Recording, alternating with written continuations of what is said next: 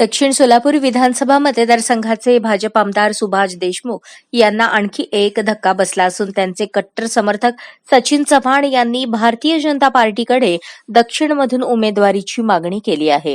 राज्यामध्ये बंजारा समाज अतिशय आक्रमक असून यावेळी काहीही करून समाजाचे जास्तीत जास्त आमदार विधानसभेत पाठवण्याचा निर्धार करण्यात आला आहे. दक्षिण सोलापूर विधानसभा मतदारसंघात तांड्यांची संख्या मोठ्या प्रमाणात असून सुमारे 40,000पेक्षा अधिक मतदार आहेत. सचिन मोहन चव्हाण हे भारतीय जनता पक्षाच्या 2013 पासून सक्रिय कार्यकर्ते आहेत. सध्या ते संत सेवालाल महाराज बंजारा लमाण समृद्धी योजनेचे अशासकीय सदस्य म्हणून काम पाहत आहेत. त्यांचे आजोबा दलित मित्र शिक्षण महर्षी स्वर्गवासी चंद्राम चव्हाण गुरुजी यांनी 1958 मध्ये वंचित समाजाला आणि समाजातील शेवटच्या व्यक्तीला न्याय मिळवून देण्यासाठी मागास समाजसेवा मंडळाची स्थापना केली. संस्थेचे 22 शाखांमधून बहुसंख्य शाखा दक्षिण सोलापूर तालुक्यात आहेत. सध्या संस्थेमध्ये 15,000 विद्यार्थी शिक्षण घेत असून जवळपास 600 कर्मचारी कार्यरत आहेत.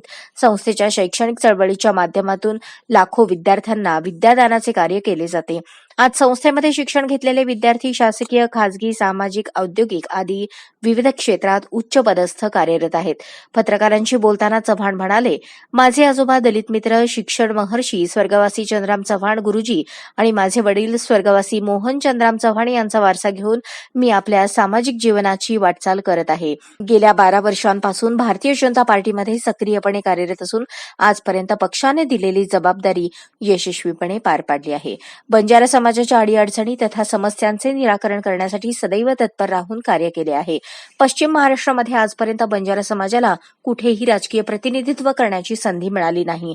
त्या अनुषंगाने बंजारा समाजाचे धर्मगुरू यांच्यासोबत चर्चा करून त्यांच्या सूचनेनुसार आणि बंजारा समाज बांधवांच्या भावना लक्षात घेऊन तसेच राष्ट्रीय बंजारा परिषद व ऑल इंडिया बंजारा सेवा संघ यांच्या पाठिंब्याने मी 251 दक्षिण सोलापूर विधानसभा या मतदारसंघातून भारतीय जनता पक्षाकडून उमेदवारी मिळावी यासाठी इच्छुक असल्याचे पत्र राज्य नेतृत्वाकडे सुपूर्द केले आहे. अशाच नवनवीन अपडेटसाठी जनता राज्य न्यूज चॅनलला सबस्क्राईब करा, लाईक करा आणि शेअर करायला विसरू नका.